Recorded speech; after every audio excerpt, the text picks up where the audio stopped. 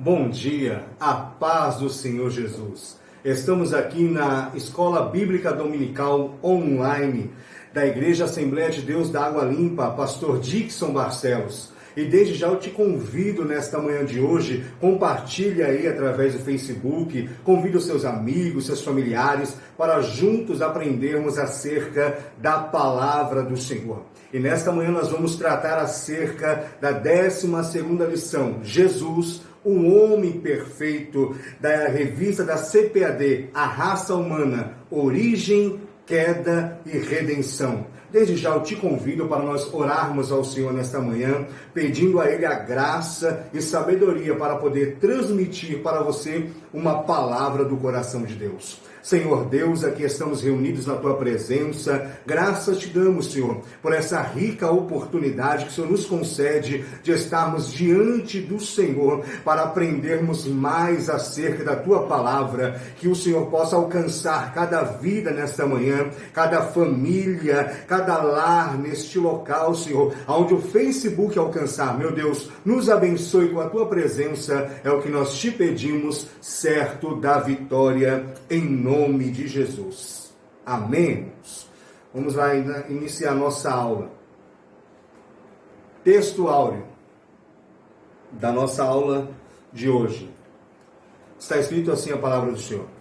E crescia Jesus em sabedoria, em estatura e em graça para com Deus e com os homens. Eu quero aqui frisar de antemão, no início desta aula, nós vamos falar das duas naturezas de Cristo, a natureza divina e a natureza humana. E o texto áureo aqui já está nos informando que Jesus tinha um crescimento progressivo. Ele crescia em sabedoria, ele tinha um crescimento intelectual, ele crescia em estatura, então ele tinha um crescimento físico, ele crescia em graça, é um crescimento espiritual, e ele crescia para com Deus e com os homens. Então, de antemão, o texto áureo já está nos informando que Jesus tinha o quê? Um crescimento progressivo. Isso já é evidência de que ele também foi 100% Deus e 100% homem. Verdade prática. Verdadeiro homem e verdadeiro Deus. O Senhor Jesus Cristo é igual ao Pai e semelhante a nós. Sua divindade e humanidade não são aparentes, são reais, perfeitas e plenas. Logo quero também dizer para os irmãos, nós vamos estar embasado aqui na Bíblia Sagrada.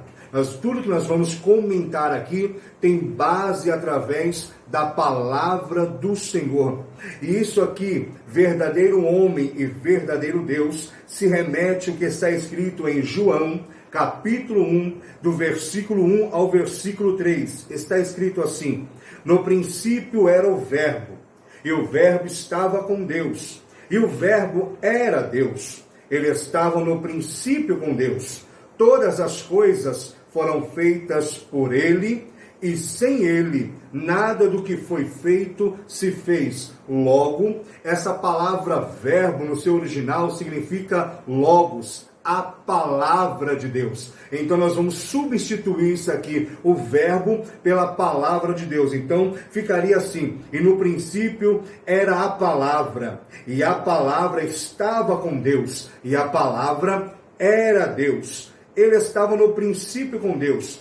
Todas as coisas foram feitas por Ele, e sem Ele nada do que foi feito se fez. Então isso é uma evidência cabal que Jesus Cristo é Deus, através da sua significância, através que Ele é a palavra, Ele é o verbo de Deus. Desde o princípio da criação, Ele já estava com Deus, Ele estava intrínseco em Deus. Através dele, tudo que fora dito por Deus, através da palavra, fora feito. Então isso é uma evidência que Ele era Deus. A segunda evidência, que Ele era homem, está no versículo 14 do mesmo capítulo 1 de João. E o Verbo se fez carne, ou seja, e a palavra se fez carne e habitou entre nós, e vimos a sua glória, como a glória do unigênito do Pai, cheio da graça e de verdade. Então, a verdade prática está evidenciando aqui que ele é 100% Deus e 100% homem. Leitura bíblica em classe está inserida no livro de Lucas, capítulo de número 2, do versículo 40 ao 52. Está escrito assim: E o menino crescia e se fortalecia em espírito, cheio de sabedoria, e a graça de Deus estava sobre ele. Ora, todos os anos iam seus pais a Jerusalém à festa da Páscoa. E tendo ele já 12 anos, subiram a Jerusalém, segundo o costume do dia da festa. E, regressando eles, terminados aqueles dias, ficou o menino Jesus em Jerusalém, e não o souberam seus pais. Pensando, porém, eles que viria de companhia pelo caminho, andaram caminho de um dia, e procuraram-no entre os parentes e conhecidos. E, como não o encontrassem, voltaram a Jerusalém em busca dele. E aconteceu que, passados 3 dias, o acharam no templo, assentado no meio dos doutores, ouvindo-os e interrogando-os. E todos os que ouviam admiravam a sua inteligência e respostas. E quando ouviram, maravilharam-se, e disse-lhe sua mãe: Filho, por que fizestes assim para conosco? Eis que teu pai e eu, ansiosos, te procurávamos. E ele lhes disse: Por que é que me procuráveis? Não sabeis que me convém tratar dos negócios de meu pai? E eles não compreenderam as palavras que lhe dizia. E desceu com eles, e foi para Nazaré, e era-lhes sujeito. E sua mãe guardava no coração todas essas coisas. E crescia Jesus em sabedoria, em estatura e em graça para com Deus e para com os homens. Então, também na leitura bíblica em classe, fica evidenciado a natureza divina e a natureza humana de Jesus. Como natureza humana, vai dizer que ele tinha 12 anos de idade, o menino Jesus tinha 12 anos de idade, e ele estava no templo discutindo com os doutores da lei, mas na sua natureza divina, quando Maria, sua mãe, vai questionar-lhe por que é que ele fez isso, por que é que ele não foi embora juntamente com a sua caravana, ele vai responder: Não sabeis vós que eu preciso cuidar das coisas do meu pai. Ele não está dizendo das coisas do pai terreno José, não. Ele está dizendo de Deus. Ele está dizendo: eu estou aqui já tratando das coisas do meu pai. Isso aqui fica evidenciado também que ele tem as duas naturezas, tanto divina como a natureza humana. Introdução. É fundamental compreendermos que a Bíblia nos ensina que Jesus, sendo o Deus Filho, ou seja, uma das 3 pessoas divinas, fez-se homem e tudo semelhante a nós, mas que jamais pecou. Então, nessa introdução aqui, o autor já está dizendo que mesmo em sendo da terceira pessoa, conhecida como a Trindade, ele fez-se homem em tudo a nossa semelhança. A Bíblia nos ensina claramente que Jesus teve também as mesmas limitações que o ser humano tem. Jesus, ele teve fome quando foi tentado no deserto. Jesus, ele teve sede quando encontrou-se com a mulher samaritana. Isso são limitações que o ser humano padece também. Vai dizer que ele é semelhante a nós também nos sentimentos. Olha o que a Bíblia diz em Marcos, capítulo de número 3, versículo de número 5. E olhando para eles em redor com indignação, condoendo-se da natureza dos seus corações. Isso aqui é o texto do homem da mão mirrada. O que é que Jesus está tendo aqui? Uma indignação indignação pelo fato de as pessoas estão ali para ver se ele curaria no sábado ou não. As pessoas não estão ali para adorarem a Deus, para aprenderem acerca da palavra de Deus, não. Elas foram até ali sabendo que Jesus estaria ali também para ver se ele curaria no sábado. Então olha o sentimento que Jesus tem de indignação. Outra prova que a Bíblia nos ensina está em Lucas capítulo 10, versículo 21. Está escrito assim, ó: naquela mesma hora se alegrou Jesus no Espírito Santo e diz: graças te dou, ó Pai, Senhor do céu e da terra, porque escondeste essas coisas aos sábios e inteligentes e as revelastes às criancinhas. Assim é o Pai, porque assim te aprouve. Jesus está o quê? Tem um sentimento de alegria no Espírito, porque os discípulos vêm de uma missão que ele mesmo os enviara, e eles vêm testificando a Jesus: olha Jesus, até os espíritos malignos se submeteram à nossa ordem. Jesus vai dizer para eles assim, ó: não alegrai-vos pelo fato dos espíritos malignos submeterem-se às suas ordenanças, mas alegrai-vos por terem o vosso nome escrito no livro da vida. Quando Jesus para de falar com os discípulos, ele se vira para o Pai, alegre no seu coração. Outro texto, aleluia, que evidencia que Jesus tinha sentimentos, quando ele vai até Betânia e fica sabendo que Lázaro, seu amigo, era morto. Ele chegando naquela aldeia, fala com Marta e depois vem falar com Maria. Maria vindo ter com ele, chorando, e os judeus com ela o acompanhando. Ela vai dizer: Senhor, se tu estivesses aqui, o meu irmão não teria morrido. Jesus, vendo a situação de Maria e de todos aqueles que a acompanhavam, versículo 35 do capítulo 11 de João vai dizer: e Jesus chorou. Então essas são as evidências que ele, quando esteve aqui na terra, a nossa semelhança humana, ele teve limitações e ele também teve vários sentimentos em torno de si.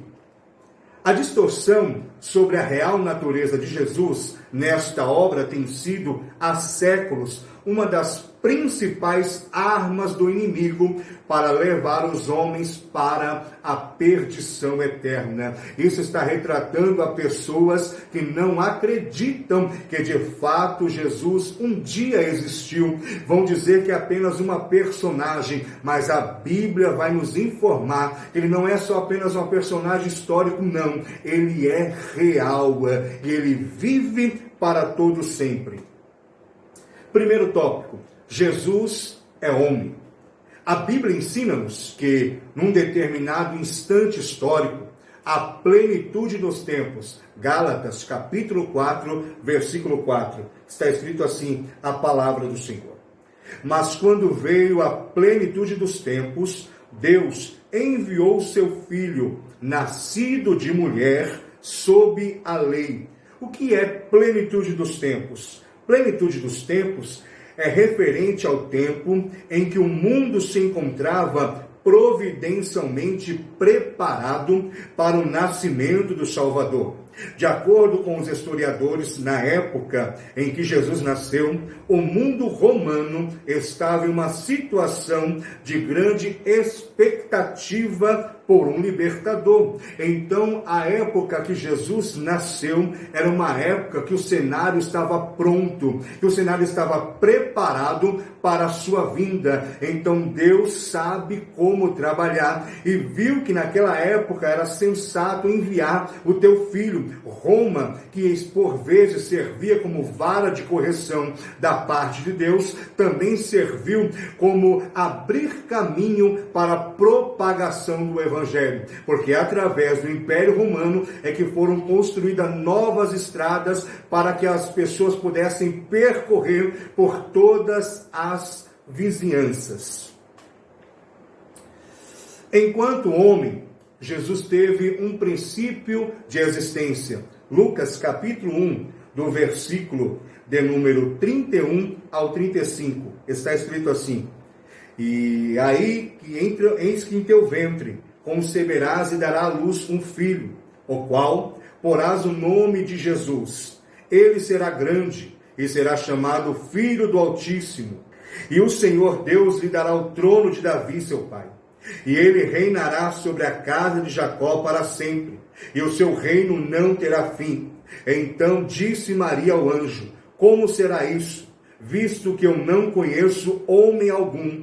E respondendo o anjo disse: o Espírito Santo virá sobre ti, e o poder do Altíssimo fará sombra sobre ti. Por isso também o santo nascido de ti será chamado Filho de Deus. Então aí uma evidência que de fato Jesus nasceu e tornou-se carne como nós somos carne, tomou como ser humano. Entretanto, Jesus foi concebido por obra e graça do Espírito Santo, pois é o último Adão. Segundo 1 Coríntios, está escrito, capítulo 15, versículo 45. E, portanto, a exemplo do primeiro Adão, foi criado por ação direta de Deus, sem mediação humana, ou seja, da mesma forma que Adão fora criado por Deus, assim também Jesus fora criado por Deus através do seu Santo Espírito vindo sobre Maria, que era virgem, que era uma pessoa escolhida por Deus. Daí eu entendo pelo fato porque Jesus ele é 100% Deus e 100% homem. 100% Deus porque veio a atuação divina pelo Espírito Santo, e 100% homem, porque ele foi concebido pelo ato virginal através de Maria. Esse é o meu consentimento. É por este motivo que Jesus teve concepção virginal, como anunciado 700 anos antes pelo profeta Isaías. Isaías capítulo 7, versículo de número 14, está escrito assim: portanto, o Senhor mesmo vos dará um sinal. Eis que uma virgem conceberá e dará à luz um filho, e o chamarás o seu nome Emanuel, que nós conhecemos como Deus conosco, ou em outras traduções, Deus em nós. Então isso aqui é fruto de uma profecia, que ele nasceria através de uma virgem. A virgindade de Maria cessou com o nascimento de Jesus, assim como também a sua abstinência em relação ao seu marido José. Logo, entende-se que depois que Maria concebeu e Jesus nasceu, ela já não era mais virgem, porque o texto em Mateus capítulo 1, versículo 25, vai dizer que José toma ela por esposa, mas não a conhece, não teve relações com ela antes que Jesus viesse nascer. Somente depois do nascimento de Jesus é que ela teve uma vida normal com seu marido. A evidência que ela já não era mais virgem se passa pelo tempo. Marcos capítulo 6, versículo 3, vai dizer assim a Bíblia Sagrada: e este não é o carpinteiro, filho de Maria? Nós não conhecemos seus irmãos, José, Judas, Simão? Então eles estão evidenciando que ele é filho de Maria, mas também que ele tem irmãos que vieram através de Maria. Então aí já fica explicado. Maria, quando concebeu do Espírito Santo, era virgem. Após o nascimento de Cristo, ela teve uma vida normal como uma mulher e o seu marido. Negar a concepção virginal de Jesus é negar a sua condição de Salvador. Então nós não podemos negar que de fato ele nasceu de uma virgem, porque também estaríamos negando que ele tem uma condição do quê? De Salvador. Porém, afirmar que Maria foi concebida sem pecado é também negar a condição de Jesus como único e suficiente Salvador. Então entende-se, Maria era uma virgem, não era uma mulher que não tinha pecados, porque todos nós pecamos no agir, no pensar e no falar. De certo que nós devamos nos arrependermos todos os momentos e todos os dias. Então fica evidenciado, não é que ela não tinha pecado, porque ela nasceu da linhagem, da herança de Adão. E todo aquele que tem o DNA de Adão já nasceu no pecado. Então Maria, ela tinha pecado porque ela vem do pecado original, da herança adâmica. Porém Jesus não, ele nasce de Deus. A concepção virginal de Jesus mostra o propósito da salvação na vida do Senhor. 2. A humanidade de Jesus não excluiu a sua divindade. Enquanto homem, Jesus teve todo o desenvolvimento que qualquer ser humano tem e se submeteu a todas as limitações humanas, sem exceção alguma. Isso aqui nós já falamos. Ele foi um homem comum como nós. Teve todas as limitações, foi um homem que tinha sentimentos, apenas ele não teve pecado. Ele foi como nós, a nossa semelhança. A única diferença é que ele jamais pecou, nem no pecado original, nem no pecado proposital. O kenosis, sem deixar de ser Deus, Jesus se aniquilou, esvaziou-se, despindo-se da sua glória divina, deixando de exercer os atributos divinos. Filipenses capítulo 2, do versículo 5 ao versículo 8, está escrito assim: que haja em vós a mesma mente que houve também em Cristo, que sendo em forma de Deus, não teve por usurpação ser igual a Deus, mas fez-se sem reputação, tomando sobre si a forma de um servo, fazendo-se semelhante aos homens. E achando na forma de homem, humilhou-se a si mesmo, sendo obediente até a morte e morte de cruz. O que significa kenosis ou kenosis?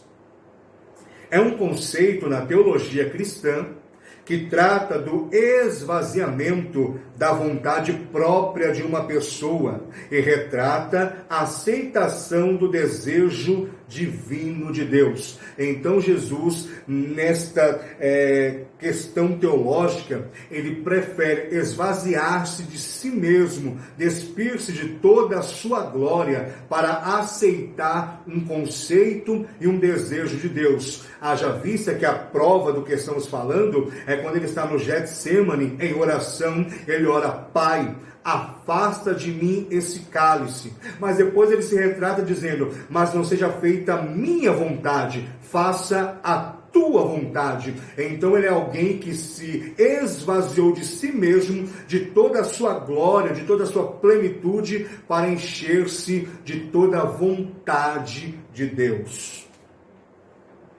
Jesus nunca deixou de ser Deus e passou, a partir da plenitude dos tempos, a também ser homem.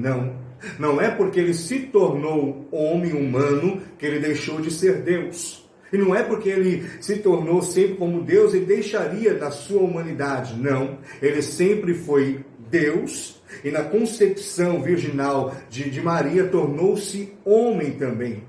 O Verbo se fez carne, mas não deixou de mostrar a glória do unigênito do Pai, cheio de graça e de verdade. Isso aqui é fato.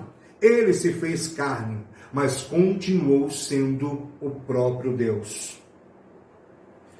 Tudo quanto Jesus fez no seu ministério público foi em virtude da unção do Espírito Santo sobre ele. Atos capítulo 10, versículo 38. Falamos até mesmo nesses dias na igreja mesmo, na última quinta-feira, sobre esse texto. Como Deus ungiu com o Espírito Santo e poder a Jesus de Nazaré, que andou, que percorreu, que caminhou, fazendo o bem e curando a todos os oprimidos pelo diabo, porque Deus era com ele. Então tudo que Jesus executou no seu ministério foi por intermédio da unção do Espírito Espírito Santo. E o que é que eu entendo com isso? Quando eu recebo esta unção, quando eu sou batizado com o Espírito Santo, logo eu entendo que essa unção é para me vocacionar a fazer a vontade do Pai. É para me encorajar a falar ou propagar o Evangelho. Haja vista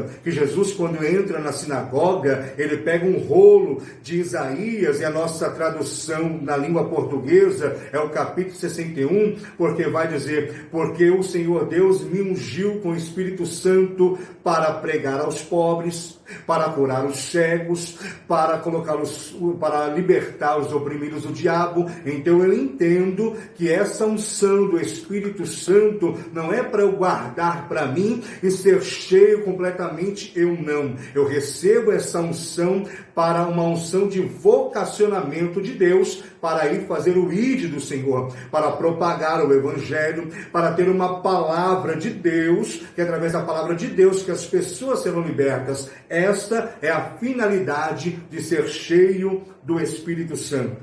Jesus venceu o pecado enquanto homem, e por isso nós também podemos vencer. Haja visto que se trata da sua tentação. Mateus capítulo 4, Lucas capítulo 4, vai dizer a palavra do Senhor, que ele fora tentado pelo nosso adversário depois de 40 dias de jejum, sem comer, sem beber nada. A Bíblia vai dizer que quando ele tem fome, então isso é uma evidência da limitação humana de Jesus. Ele faz um jejum por um longo período de tempo, mas ele sente fome. A Bíblia diz que só aí que o adversário entra em cena e vai querer usurpar do poder divino de Jesus. E vai dizer assim, se tu és o Filho de Deus, manda que essas pedras se transformem em pães. Ele, sendo 100% Deus, não usurpou ser igual a Deus, preferiu, aleluia, ser como servo. Ele vai dizer, nem só de pão viverá o homem,